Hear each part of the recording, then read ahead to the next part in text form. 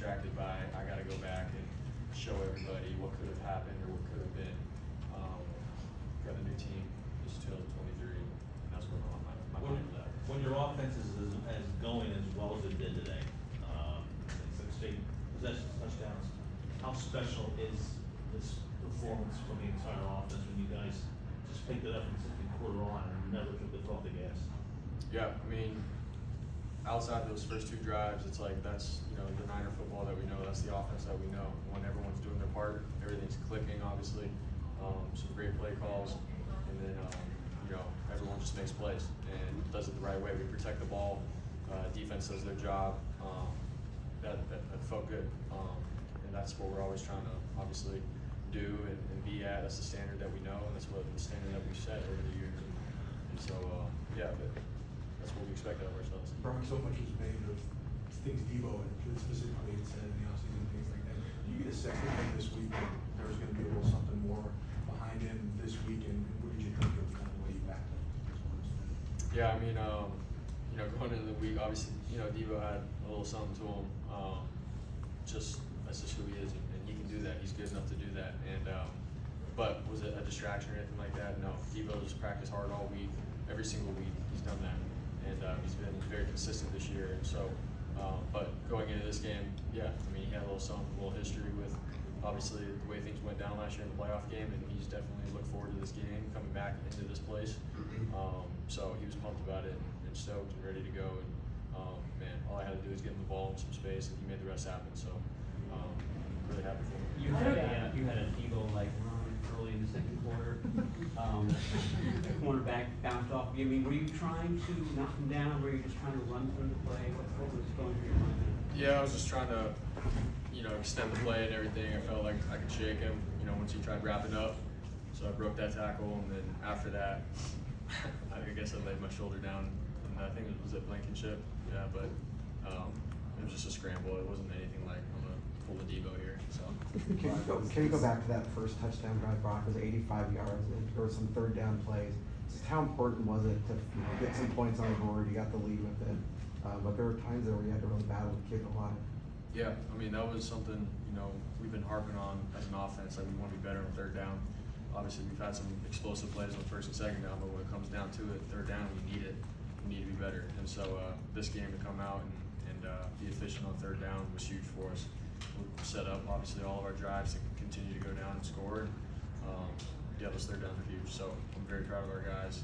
Everyone was where they needed to be. The O-line did a great job of handling everything with their front. They had a really good front. So we all felt good about it. Third downs. Yeah. What was going on in the first? What was said, if anything, after the first two possessions? Anything adjusted there at all? No one was freaking out or anything. It was more like, man, we just got to get the ball rolling. We need a positive play. We need to envision and see a positive play and have some momentum be created off that. So, and especially for myself as a quarterback, I just needed to see myself completing a ball. Get a completion, get things rolling, and we did that. And so. Kyle called some plays to allow us to get the ball out of my hands pretty quick, just to get into a rhythm. And once we did that, we rolled from there and we didn't look back. How much did the defense forcing 2 field goals affect you and motivate you in that third drive? Yeah, it was huge. Defense was doing their thing, going into the game. We thought they did really well last year in that game. Obviously the quarterback situation happened, and then the momentum was given to the Eagles. And so for this game, the defense is like, now we're going to show them, what we've done all year, what we started to do last year at the beginning of the game. And so for them to come out and get those stops, hold them to field goals, it was up to us on offense. Like, man, let's get their back. Let's get things rolling, get some points on the board or a touchdown, and that's what we did. So it was complimentary football. We needed it. Right. The 6 touchdowns, like on the road, does that even impress you, or is it like, hold on, we scored 6 in a row? Yeah, I mean, I'm not getting caught up in it. It was literally every drive, we got to continue to put up points. We got to score. That's just our mindset. That's where we were at. Guys made plays. Kyle called a great game. Defense got stops. And that's our mindset. It was like, man, anybody can score a touchdown at any point with our offense and the guys that we have on offense. And so was I going, all right, that's 4 in a row, that's 5 in a row? I wasn't thinking like that. It was where we're at, where are we at situationally in the game, and we foot on the gas pedal and try to keep pulling away as best as possible. Sure, Brock, you Brock, want to Brock, score Brock. on every possession, but, you know, with a team like that has a history of making big comebacks, was that part of the impetus of like, let's keep our foot on the gas? Yeah, no, I'm very proud of our guys, man, to be able to get up like that with 2 scores, and then, you know, Philly comes back, they get momentum, Dre, you know, gets ejected, they score, and then for us to continue to go on a run and multiple runs to continue to score and, you know, have that lead continue to grow. That was huge for us, you know, especially on the road in this kind of environment with that team, with Jalen Hurts and their great offense. It was huge for us to be able to get our momentum continue to roll. So that was huge for us. I think it was a big step for us as an offense. Brock, you said you didn't have flashbacks or revenge or anything, but when you saw Reddick bearing down on you, did that make you feel any certain way?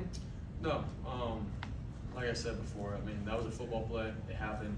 He was trying to get the ball, you know, last game.